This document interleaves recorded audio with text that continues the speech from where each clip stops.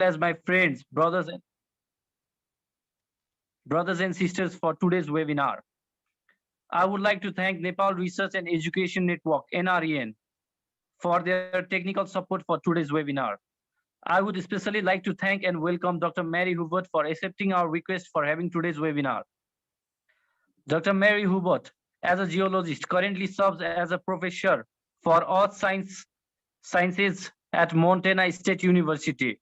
She received her PhD from the Massachusetts Institute of Technology in 1988. Our academic research has focused on mountain belt formation around the world. Starting with dissertation research in the Himalayas of Nepal, she continued to pursue questions in tectonics and structural geology in the Pakistan Himalayas, the Western Alps of Europe, the Southern Alps of New Zealand, the Mauritanians of Senegal, and the Appalachians and Rocky Mountains of North America, among other places. She started her faculty career at the University of Maine, following a NATO postdoctoral fellowship at the ETH in Zurich, Switzerland. Dr. Hubert moves to Kansas State University in 1996, where she served as a professor and then department head. An opportunity to serve as a dean of the College of Science brought Dr. Hubert to Utah State University in 2007. With a passion for internationalization in higher education, she served at the Utah State as the vice provost for global engagement from 2009 to 2013, before returning to her role as professor. In 2015, she moved to MSU, where she served as department head for 3 years before returning to the faculty. In 2017, she was a Fulbright specialist at the Trichandra Multiple Campus. She currently holds a Fulbright Scholar Fellowship to return to Trichandra campus in 2022. Now I would like to request Dr. Hubert to start a presentation.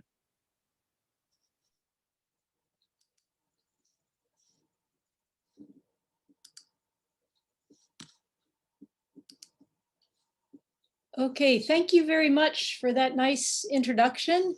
Can you just please confirm that you can see the slide presentation? Yeah, we are seeing it. Okay, thank you very much. So today what I want to talk about is lateral heterogeneity in the Himalayan Mountain Belt, meaning that as we move along the range from east to west, what changes do we see? And in particular, I'm going to focus on boundaries between these changes, which I will refer to either as cross faults or cross structures. So those are the things that I will consider as we talk about lateral heterogeneity. Okay, hang on, I'm gonna find my cursor here, maybe.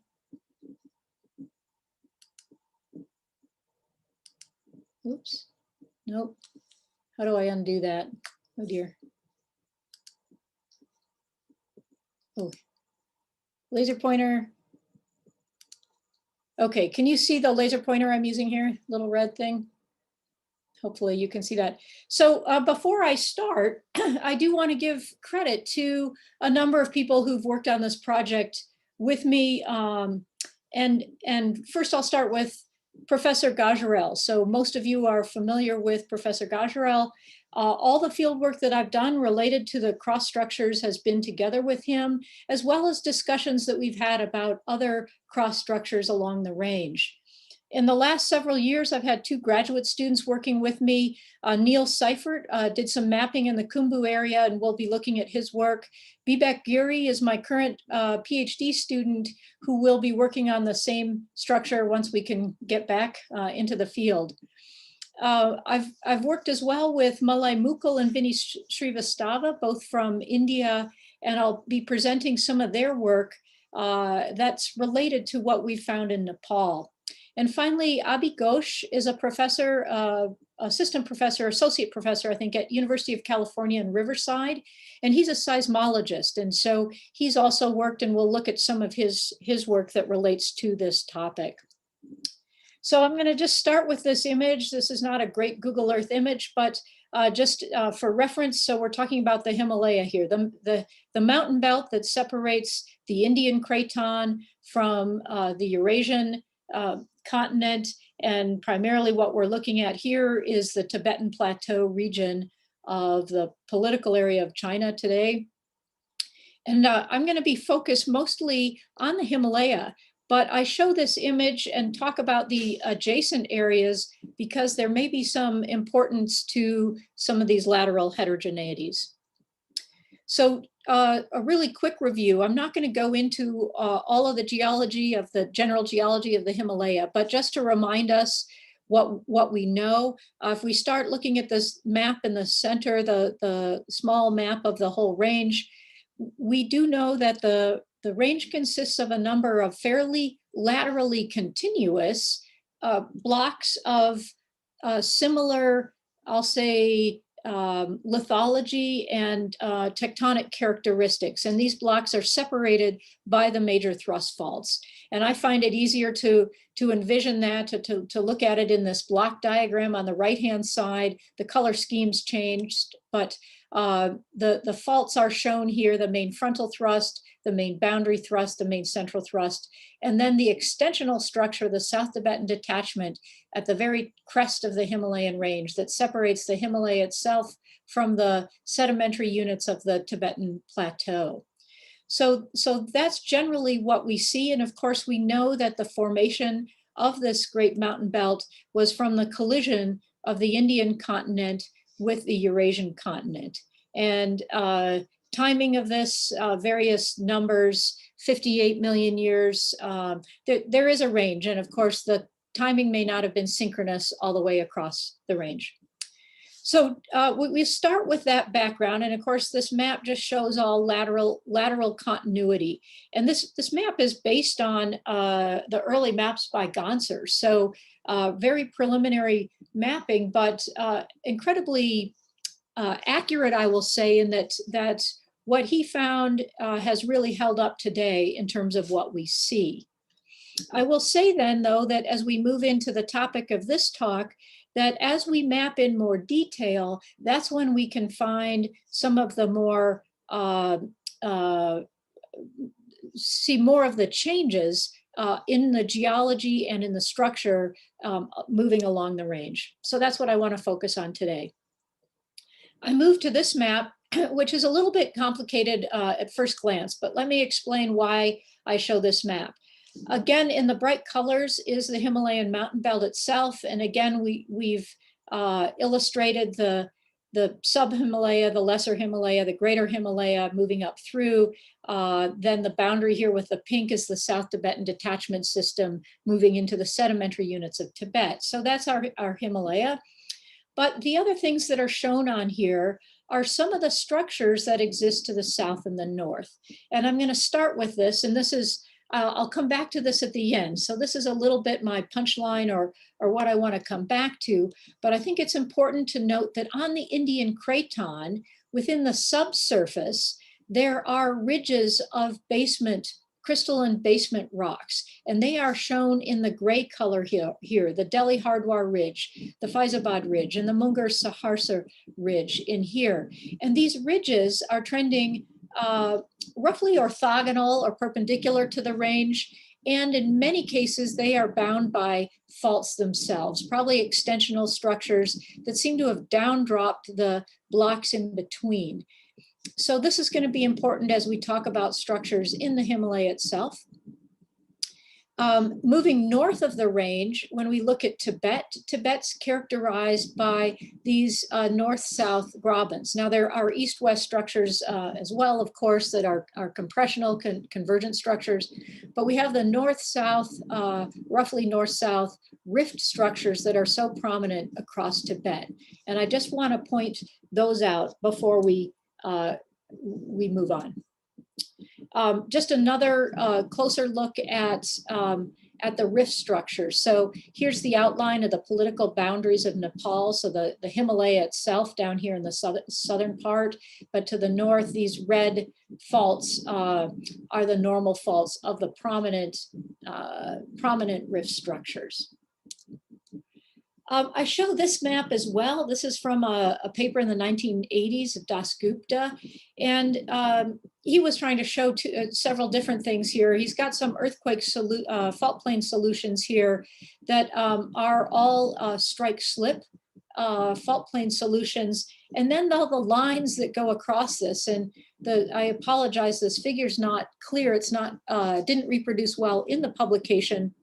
But these are traces of lineaments that were identified on some of the early satellite images. So people proposed these as faults. They've not been mapped in the field. They're, again, just lineaments from imagery, and you see them crisscrossing the range. So if you only looked at this image, you would think that the Himalaya was characterized only by north-south type structures. You can see through here to some of the thrusts that are put here on the map as well. But I just want to show that there was recognition of things that cut across the range early on. Okay, another map from the literature. This is Godin and Harris, 2014. And I show this because it nicely shows where these ridge structures are. So the map I showed earlier is based on this map, but it shows the topography. In the blue colors is overlain the superficial geology, and you can see the traces of the big river systems that move across those ridges. And so know that the ridges are buried by all the foreland sediment.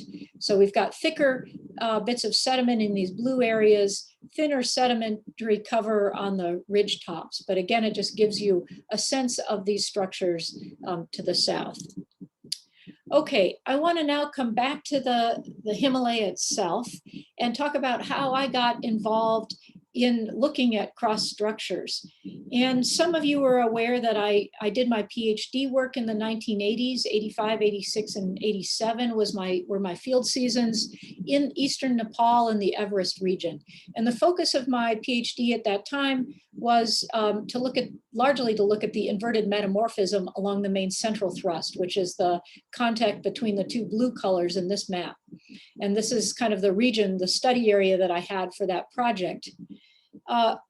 Following the 1980s, I moved on and worked on other mountain belts around the world. I taught at several universities. I had some administrative positions. I raised 2 kids. And so I wasn't back in Nepal until 2016, when I went back to revisit some of the unanswered questions from my dissertation work. Now, so here's a close-up of that region that was in the red box on the previous slide. So this is the Dude Kosi Valley. This is that region in eastern Nepal. Here's the summit of Everest up here on the right.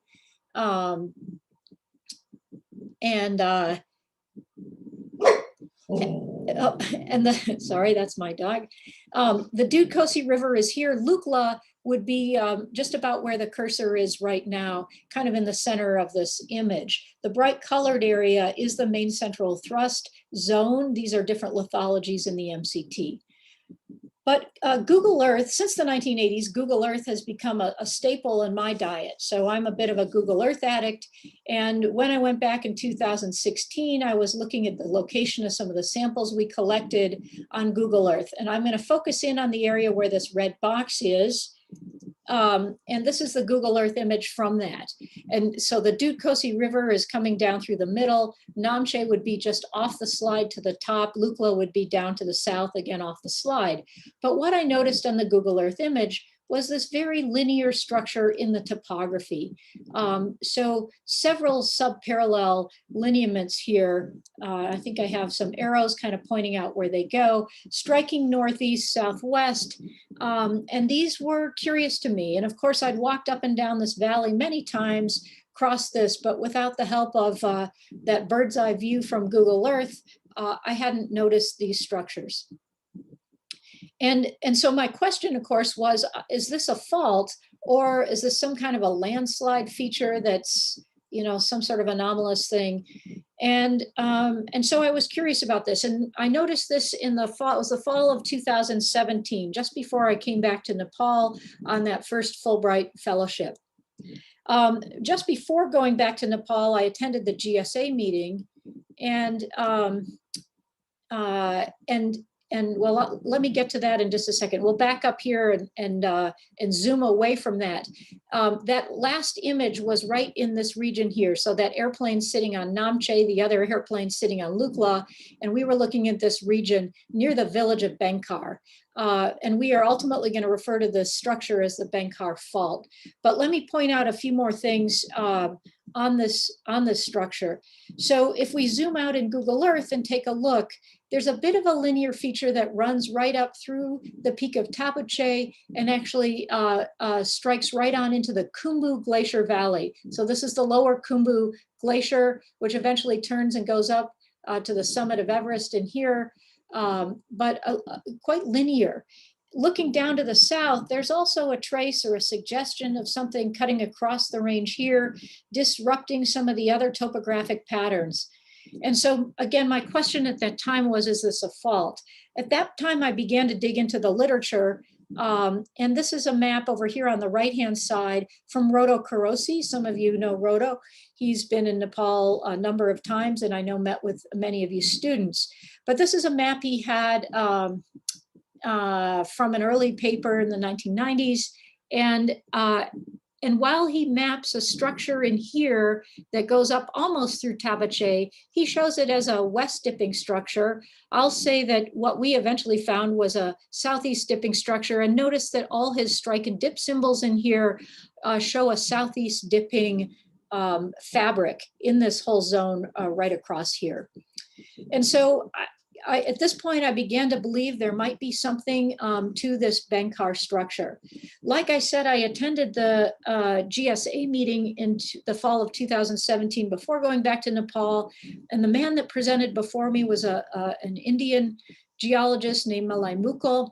And he gave a talk about a couple cross faults that I'm going to talk about in a minute.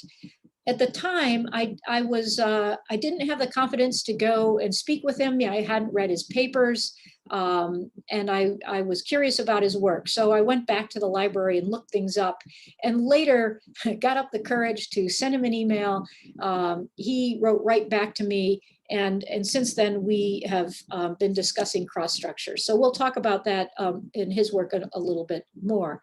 So here's the trace of the Benkar Fault that I would propose without even visiting the field, based solely on the Google Earth image. Again, that square there is the original image where I saw those topographic features. So zooming back out to the range as a whole, the structure we've just been talking about here is Benkar, and we will come back to this. I'll talk a little bit more about it. But the structures that Malai Mukul had discussed at that 2017 GSA meeting were the Gish Fault and the Kosi Fault in here. And so when I went back to the literature following his presentation, I found the papers where he discusses his work on the Gish structure. When he wrote to me, he said that he was about to publish on the Kosi, which he then did in 2018, and ultimately sent me that paper as well. This is a little more speculative structure that comes up through here. But a lot of his work is based on cross structures that coincide with what he calls the salients and recesses of the Himalaya. And so if we look at the range front along the Himalaya, and this image is a good one to do that, we see a number of things. One, there are these recesses where the range front dips more landward or towards the range, and the salients where the range protrudes outwards more onto the Indian Craton. Of course, we also have the dune valleys in some cases associated with the salients and recesses. But what he found was that these structures were bounding those faults. He had also worked on two structures in the western part of the Himalaya, in the Indian Himalaya, and this is the Yamana Tearfalls and the Ganga Tearfalls, and we'll take a closer look at these in a minute. I will just mention a few other cross structures, recent literature on the Western Nepal fault system that comes across kind of from Gurla Mandata across the range. And I consider this, while it is a bit of a cross structure or cross fault, it's at a lower angle to the range as a whole, and it's somewhat on strike with the Karakoram fault. And I think there's a relationship there in the transport. And then I've put the Takala Graben up here, but it is really one of the rift structures like we see across Tibet, though it does work its way into the Himalaya itself. Okay, so if we go to the west and take a look at the Yamana and Ganga Tearfalls,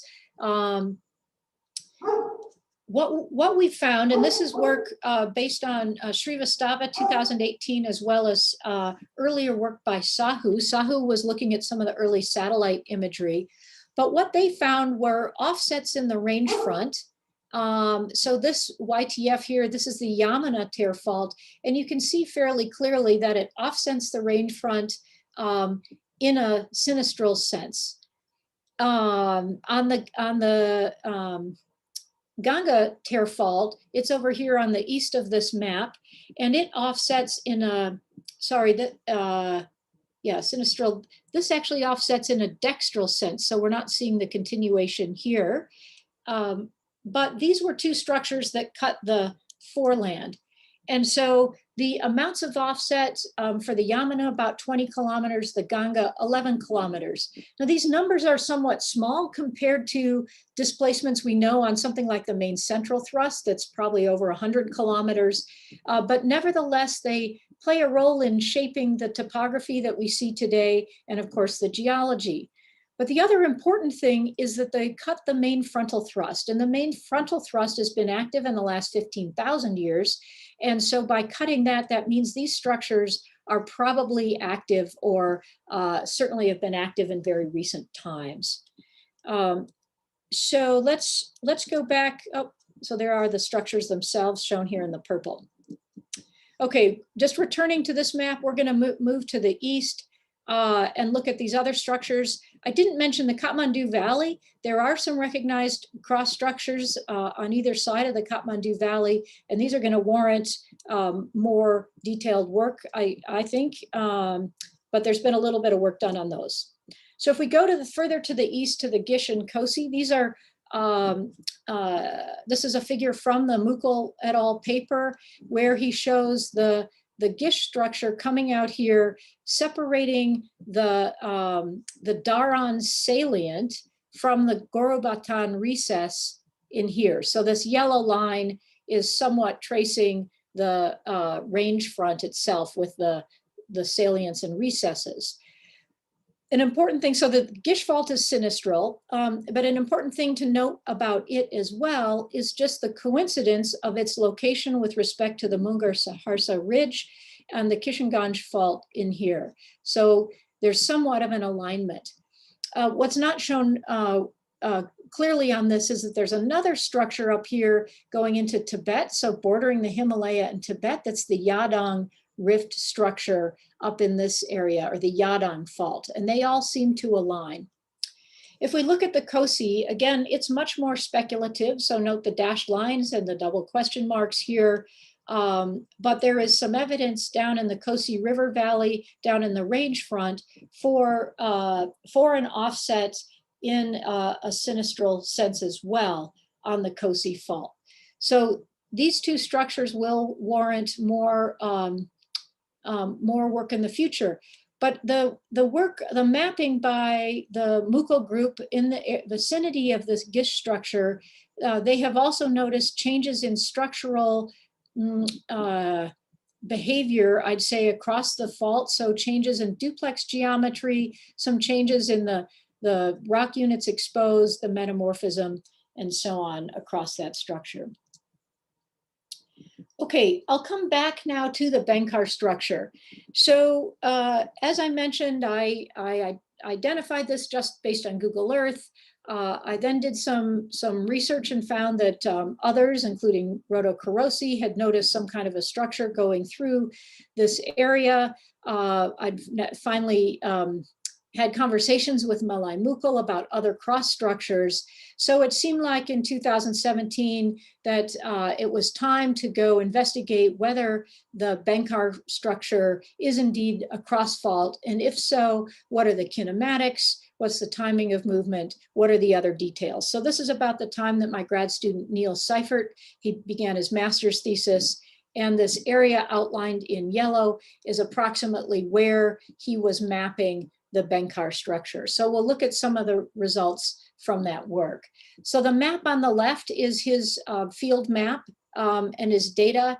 And there are small strike and dip symbols I don't expect you to see in this map, but if we look at the purpley color strike and dip symbols, to the east, generally things have a more east-west strike. This is the metamorphic fabric of these gneisses of the Greater Himalayan sequence, and they're dipping to the northeast, and the same to the west. East-west strike, northerly dip, but within this zone outlined by these two purple lines, we find dominantly a more northeast strike of the metamorphic fabric and a southeast dip. So that was kind of what he found in map pattern. Again, this does go through the peak of Tabuche. I'll point that out again. It's right here. The village of Benkar is down to this in the southern area in here. And then this light blue glacier here is the Khumbu Glacier going up the Khumbu Valley, which then turns into the Khumbu Icefall, and the summit of Everest is off here to the right. So this just gives you a sense of kind of what we found on the Benkar. We don't know where it goes to the south. This will be the job of Bibek Giri to trace this further to the south once we can get back in the field. So notice the northerly bound of the main central thrust zone in here, and we don't know if that structure cuts the fault.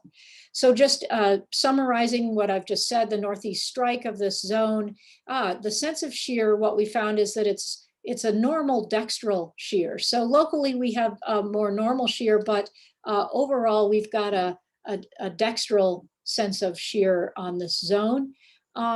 Neil did some preliminary argon-argon dating with a few samples from to the west within the zone and to the east, and found that the deformation or the offset based on those ages has to be less than 12 million years in a normal sense. Again, that doesn't tell us when it started, but at least some of this deformation was younger than 12 million years.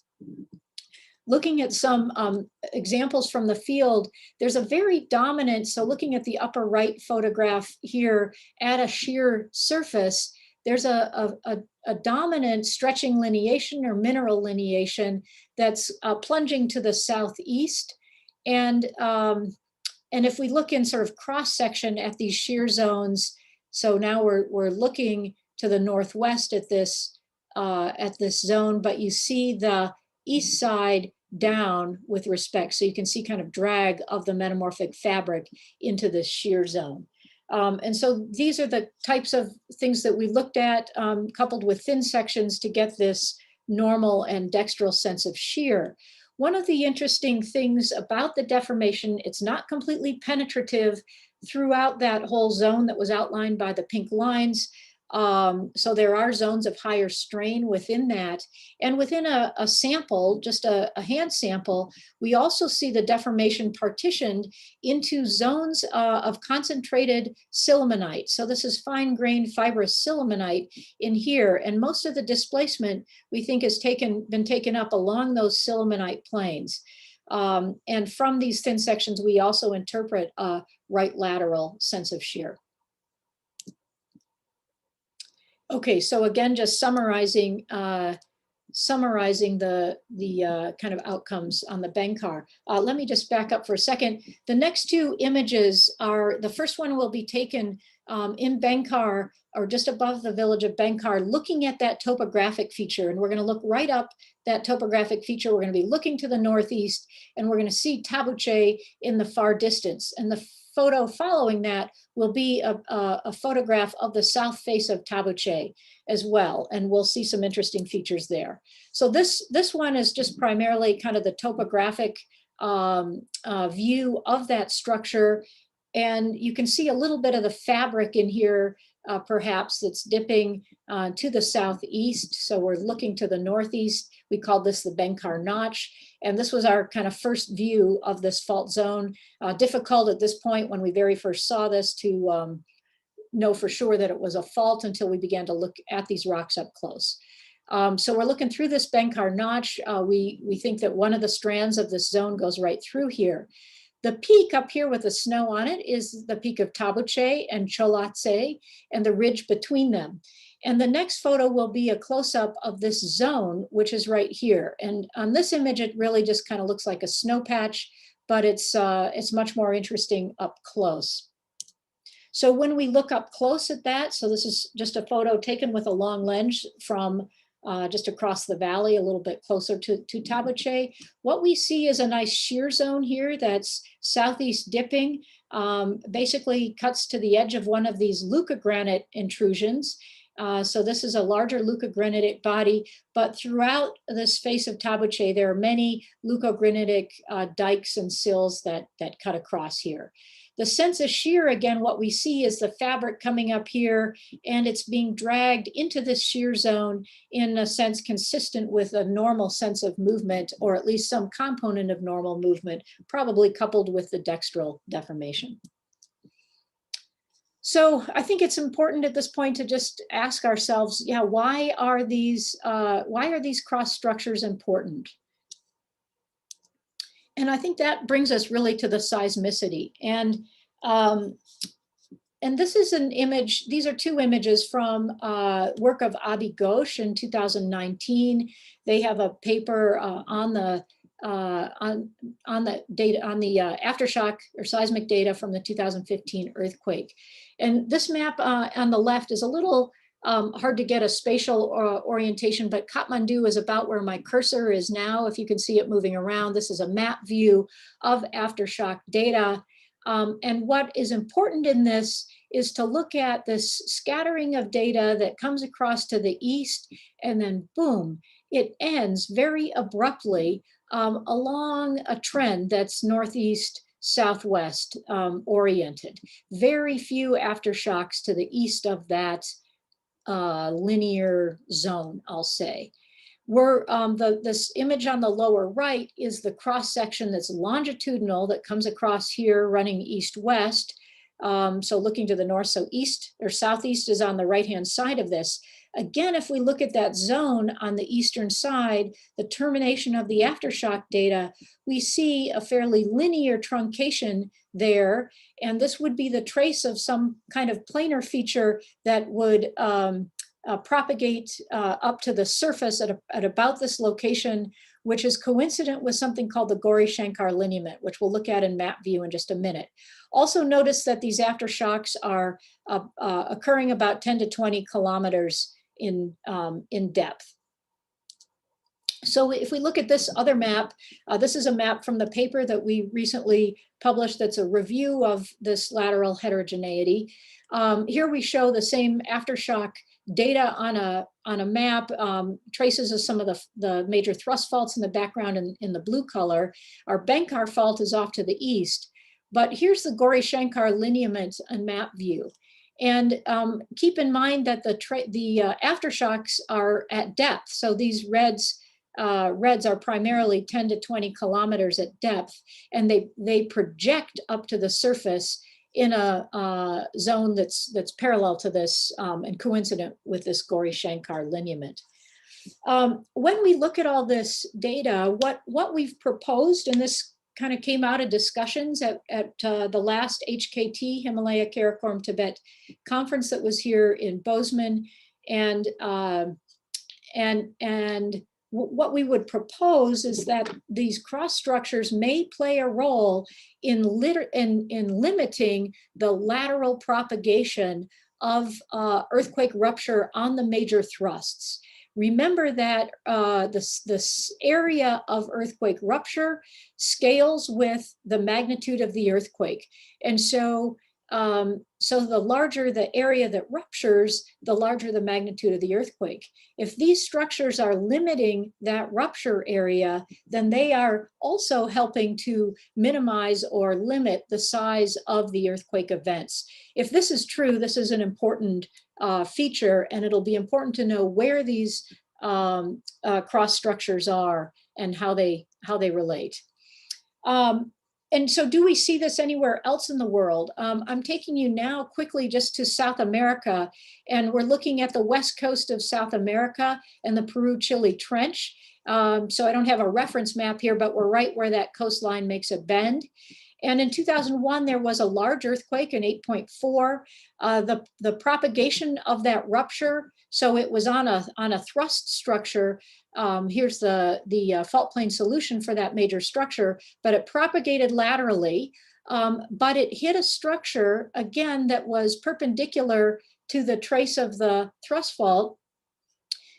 It stopped rupturing for 30 seconds before it finally penetrated that, that surface, but with reduced energy as it went on beyond. And these workers, this is Robinson et al. In 2006, they proposed that that cross structure was playing a role in limiting the rupture of that thrust structure within this subduction zone area. They attributed that planar feature, that cross structure, to some kind of an influence from the Nazca fracture zone. Now remember, the Nazca fracture zone is in the downgoing or subducting plate, whereas the thrust rupture was in the overriding plate of the subduction zone. So they're proposing that there can be an influence from a downgoing slab on the overlying rocks or the hanging wall to that kind of a structure. So we could potentially take that back to the Himalaya and suggest that maybe structures on the downgoing Indian continent have caused some influence on structures above. A little bit more on the seismicity in this map. So we're looking at the very easternmost bit of Nepal and the Sukim area before getting into Bhutan. 2001, there was a 6.9 earthquake in Sukim. This was originally proposed to be on strike with the Dubri-Chungdang fault, which extends across the Ganges plain down towards the Shilong Plateau. This is the fault plane solution. The other possible fault plane, of course, is aligned in a northeast-southwest trend, possibly more subparallel to the Kosi or Gish structures in this area. But the other interesting thing about this earthquake event is that it was more than 50 kilometers at depth, which means that it's deeper than the main Himalayan thrust. The 2015 Nepal earthquake, we think was on the main Himalayan thrust, was a rupture on that thrust plane. This would be an earthquake deeper than that thrust plane, which again suggests some activity in the subducting Indian plate. Further evidence for that is in, again, we're looking at just some microseismicity from eastern Nepal. So this is the boundary of eastern Nepal here. Here's our proposed Kosi fault, the Benkar fault, several other cross structures that are identified. But from this, this map, it's interesting that some of the seismicity aligns, again, along sort of northeast-southwest trends. And again, the depths of some of these earthquakes are greater than 50 kilometers, again, suggesting that some of the actual fault displacement on these structures is in the downgoing Indian slab. So the paper that we recently put out, we reviewed lots of other evidence for lateral variation in the geology along the Himalaya and found that there's plenty. People have reported sedimentary thickness variations in the foreland, but also probably in the lesser Himalayan units. There are changes laterally in metamorphic grade. There are changes in uplift rates. So we're getting more and more sort of quantitative analysis of cooling histories and uplift histories of different regions. And we see changes laterally along the range. If you look at a map of the Luca granites, the roughly 20 million year intrusives, we see they occur in some areas and not others. There are many other examples of lateral variation. Of course, some offset in units. There's changes in duplex geometry and other features along strike of the range. So what are these cross structures? What might be causing lateral heterogeneity? And I've tried to hint at this all along the way. There may be a number of factors. If we just look at some figures that Bibek put together, thinking about the Benkar fault zone, we have limited mapping on that, only in the greater Himalaya, shown in the green color. But there's a possibility if it cuts the main central thrust, but not into the lesser Himalaya, could it be a tear fault just on the thrust structures? That would be an obvious idea, but there is a suggestion that it continues down to the Ganges plain. So is it a tear structure, a tear fault on lower thrusts? Could it be influenced by extension in the Tibetan Plateau, propagating down into the Himalaya itself? And of course, I've mentioned the structures within the Indian Craton itself. So these ridges have a very similar strike to the faults. They are bound, the ridges are bound by faults, which seem to possibly extend up into the Himalaya. And this has been proposed by a number of workers. I think that what we're missing at this point is detailed mapping of the bounds of some of the lateral changes in the geology, as well as specific mapping along these fault structures. Well, taking a really quick look at other mountain belts, and Bibek and I are working on a paper right now, just examining, again, a sort of a review, a literature review of where we see these structures, similar type structures around the world. And we've already looked at an example that was from this bend in the Andes mountain chain in here, but we also see evidence for cross structures in the Western North America Cordillera all along this range, in the Appalachians, a much older mountain belt, in the Alps, and in the Zagros. And of course, the Alps and the Zagros are part of this great alpine Himalayan chain that extends across the southern boundary of Eurasia. So with that, let me just summarize and say that I think the Himalaya has a number of cross faults or cross structures that cut across it. These may play a role in bounding some of the lateral heterogeneity that we see in the geologic features. What we know so far, while none of these structures have been mapped all the way from the greater Himalaya to the Ganges plain, we have evidence for some structures down in the sub-Himalaya. We have evidence for structures in the greater Himalaya. So we would propose that at this point, we do see them at all structural levels. And I think most importantly, there may be seismic implications for these cross structures. And as to a cause, I think that's still unclear, but I think it's important that we notice that they do align with structures in the Indian basement, as well as the rift zones in the Tibetan region. And the way forward is going to be, we need to be in the field, we need to map these structures in order to gain a better understanding. And with that, I thank you all for your attention. And I can take questions. I will stop sharing, maybe. If there are any queries, please write your queries on chat box.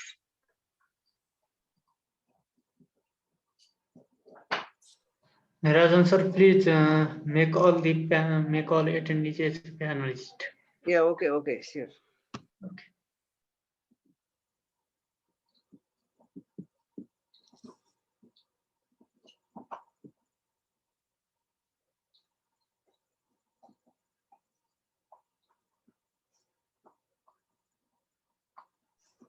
Somebody must have a question. Yeah, yes. You can. Crossfault Yeah. has done something in formation.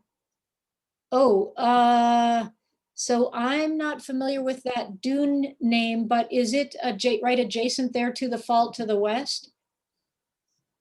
No, dune means intermountain basin, even Shivalik, Trichuga Valley.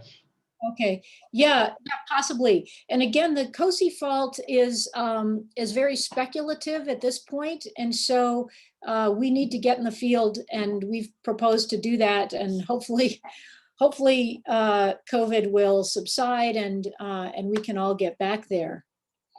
Okay, yes. Is there yeah, probably the COSI fault is responsible for the shifting of the river. And that's part of the kind of speculation of its existence is a lot of evidence where that river takes a big bend.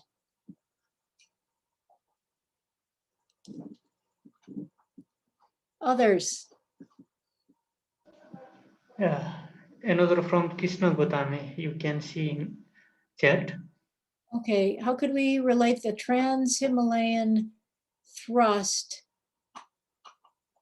and the higher Himalayan thrust?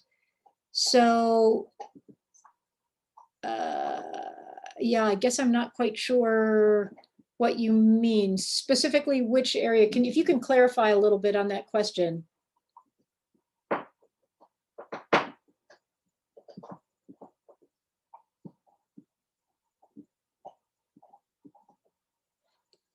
Which fault is older? Okay, yeah, good question. Which fault is older, the COSI fault or the main boundary thrust? Yeah, that's where the mapping comes in. So what we need to do is get out in that area and trace those structures, the cross structures, and to look at the detail of where the, say, the MBT comes in there. The COSI fault may align with the Toppeljung window, which is a big bend in the main central thrust. So there is a change in orientation of the MCT in that area. And I kind of suspect that it may be related to the COSI fault.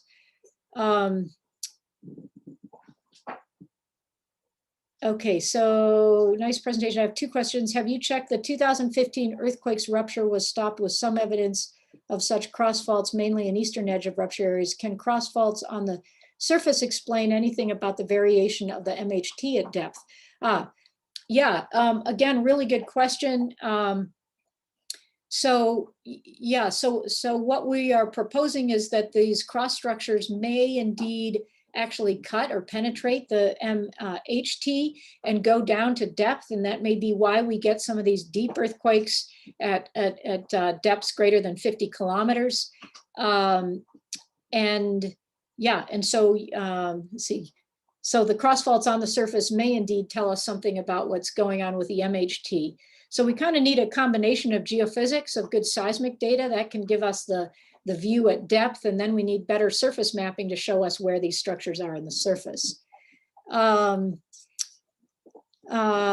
you please elaborate a little about the upliftment of the Shilong Plateau and those ridge structures? Yeah, Shilong Plateau is really an interesting feature. I haven't worked on it, so I can't give you too much more on that. And there are a lot of similarities between the uplift of the Shilong and some of our Rocky Mountain uplifts that are basement-involved uplifts. That Dubri structure that goes down kind of coincides with the western boundary of the Shilong Plateau. But I think my understanding is there are both thrusts that dip north on the southern boundary of Shilong and dip south on the northern boundary, making it a bit of a pop-up structure. Can we trace the suture zone in eastern Himalaya, I mean along the Indo-Burma range? If I am not wrong, then the Indus suture is truncated north-south. Yeah, I'm not sure about that truncation. I mean, it has to wrap around somehow because there's obviously a suture on that eastern side as well as on the western side.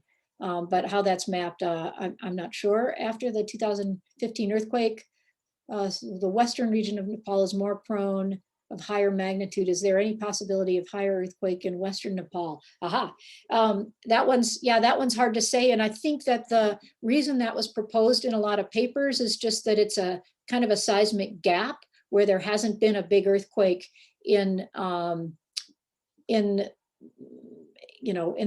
known time period, and therefore when we haven't had a big earthquake, then an area is possibly prone to a large earthquake. We need to learn more about possible cross structures out in that area as well. Okay, and then yes, people could unmute and ask questions. Thank you, Professor Mary. It's very nice to see you here, and welcome back again.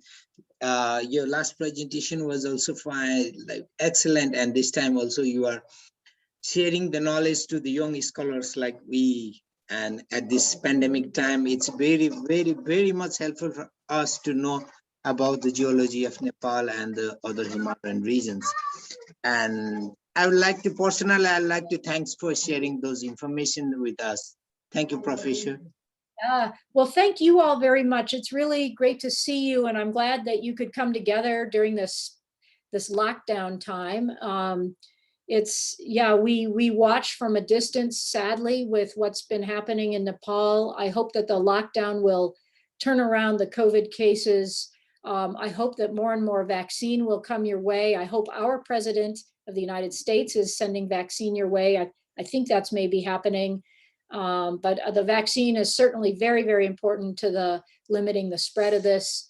And if we can do that, then we can be back in person. So currently I'm scheduled to be back in Nepal for a number of months, next February through May. So I hope to be able to see you all in person at that time, and we can talk in more detail, and hopefully we can get out in the field and map some of these structures so we can answer some of these questions.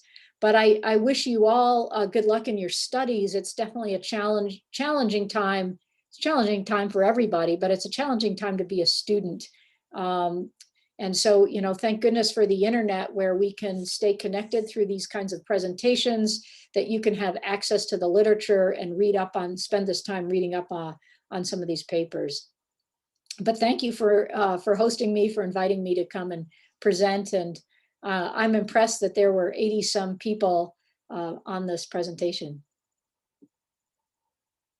Okay, there is one more question, ma'am. Okay, yeah.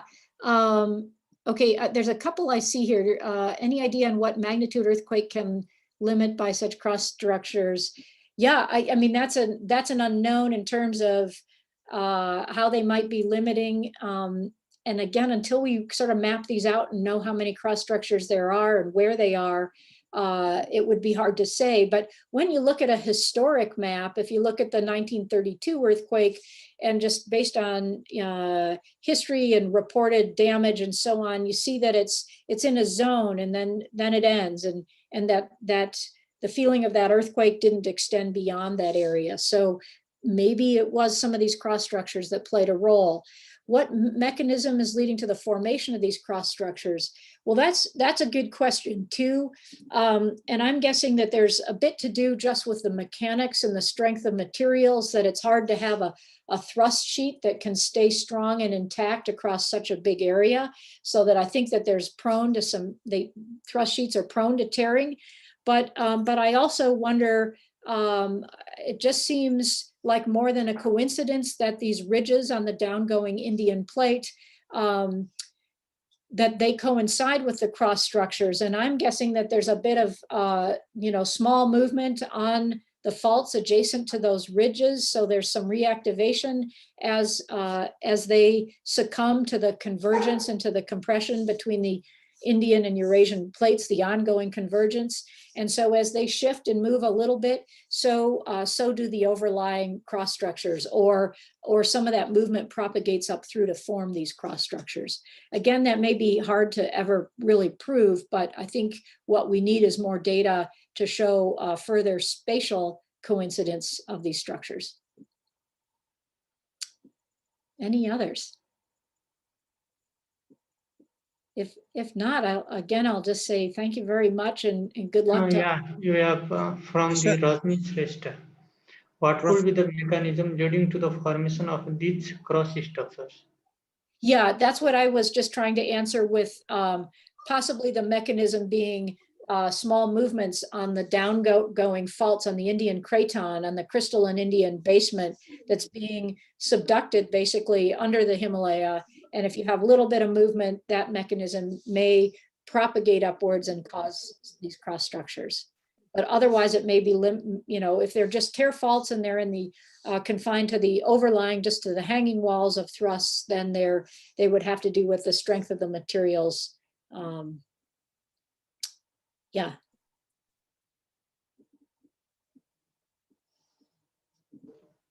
I Okay. think if anyone have questions, you can please ask. Thank you, Shiva, and good to see you. I can't see you, but we'll post it. Professor Mary, Yeah.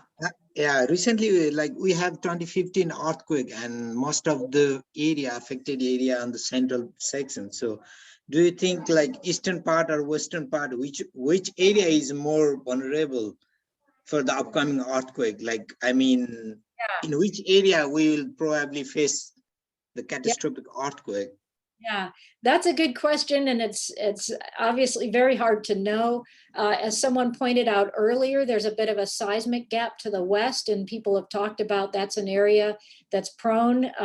You all may have felt the earthquakes last night, maybe just, wait, so no, it would have been, sorry. It's around 5:30 a.m. in the Nepalese time. Yeah, it was early morning for you. It was night for me. Yeah, yeah, the 5.3 or so that was closer to Pokhara. So I always think it's a good thing when I have an app on my phone, so my phone lets me know whenever you have an earthquake, and it's always good. I think it's always good when you have these smaller quakes, because the more smaller quakes, the more stress that's being released and the less that's building up for a big one. But the eastern Nepal has also seen some very large quakes historically. Oh. Every time we get the wake-up call from like earthquakes. Now it's same like the Japan. Yeah. Wow. Well, good luck. I mean, this is not a good time for an earthquake in Nepal. Let's one disaster at a time. Let's get past COVID. Yeah, but like the smaller one is okay rather than the big ones. Yeah, we like the small one. Yeah.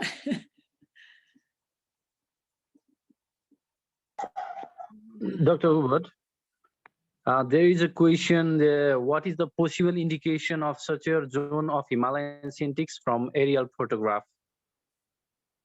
And there is next question as well. Okay, wait. Oh, what is the possible indication of suture zone of Himalayan syntaxis from aerial photograph?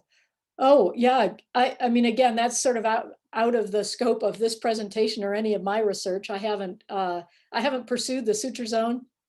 But you know that when the plates collided and India's indented into Eurasia, and so that suture zone has to go around the syntaxis.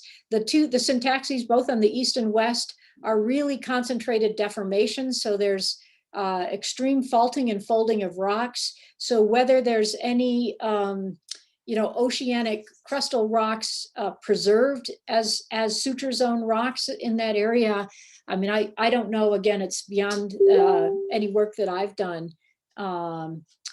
But there has to be a location of that suture zone wrapping around both those corners. And Google Earth is a good place to go, again, during lockdown. if you can pull it up on your computer, there's so many areas you can explore. So yeah, I encourage doing your preliminary work on Google Earth. Then you need to follow up with field exploration.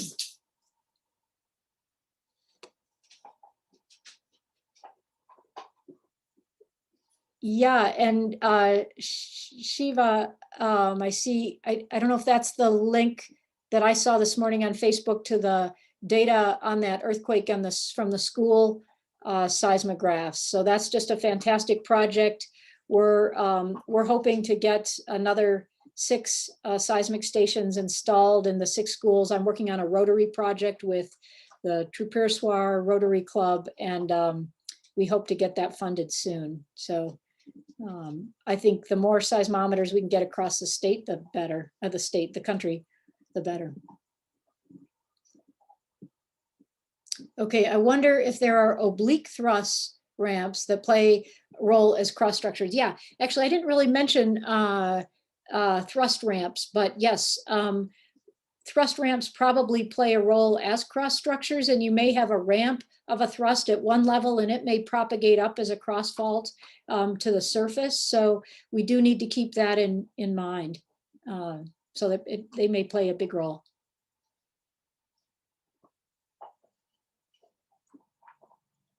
Others, any others? Yeah, there is a question just above that. Is there any relation between cross fault and different rate of movement of Indian plate? Okay, yeah.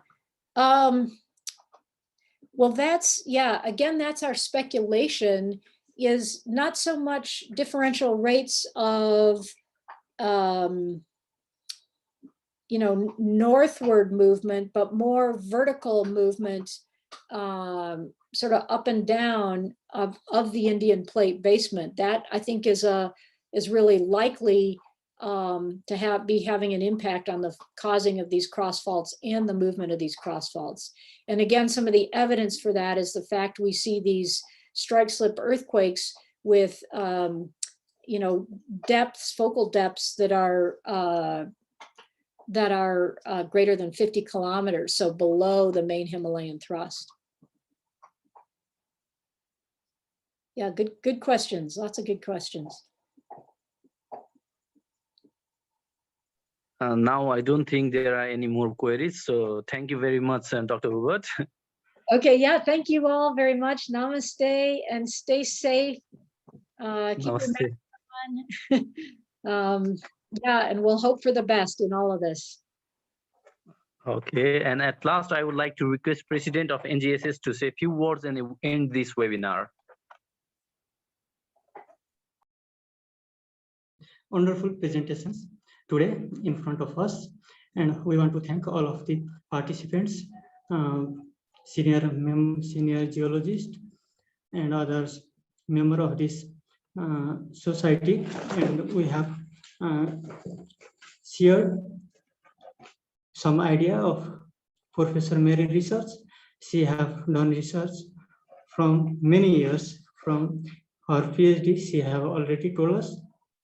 She has made some, she has involved the Nepalese as well in her research. That is really good news for us, and we are happy to know about it. And she comes in Nepal and is interacting with many geologists, students, professors, and sharing her ideas in many platforms. And actually, I have also met her in TC Trichandra College and also in 9th Nepal Geological Congress, where I was volunteering, and I think she also remember. And I also knew many things from her presentation at that time as well, and now as well. And we are really happy. We are mostly, as you know, we are mostly limited in field-based investigation and few laboratory works, but we are lacking advanced lab work. But I think these shortcomings will be overcome certainly in coming days. And for now, like Professor Mary, other researchers, geoscientists will help us in upcoming days for the collaboration and for supporting the student like us in our research or thesis. And I want to request if Professor Mary have something to say, then we will end the program. Okay, thank you very much. I really want to thank you for this opportunity, and I guess I would like to say that my experience in Nepal has been incredibly meaningful in my life in many different ways. And when I completed my PhD work and people would say, oh, how was the geology in Nepal? And I would say, oh, the geology was good, but the best part about Nepal are the people. And that's really the truth. And that's just a gift that you all have. And I hope you appreciate this gift you have and can use it wisely. And I agree with you that I hope that good labs and good facilities will be coming soon in Nepal, and that any way we can help to bring those there, that will be fantastic. And you, as this group of students, you're the Nepal Geological Students Society, you are the future. And so you've got a great opportunity to help make things different, to make new discovery on the geology, to bring new laboratories. You will have responsibility to teach the next generation. You've got many challenges to work towards in Nepal in terms of developing hydropower, building safe roads, working with engineers to build safe structures, because we do know those earthquakes will come. So anyway, I just say, again, thank you so much for this opportunity, and thank you for the gift that you all have given me through the opportunity to work in Nepal. Okay, ma'am, thank you. And now, actually it was the time 8 p.m. and it most of, actually today time is not favorable for all of us. And it is like a dinner time, but many students and other geologists have taken their patience and came to listen your presentations, and so that they have learned many things. And actually we did not find the reduction in the number of participants today, and we want to thank all the participants in this program, and we want to now end this program. Thank you all once again.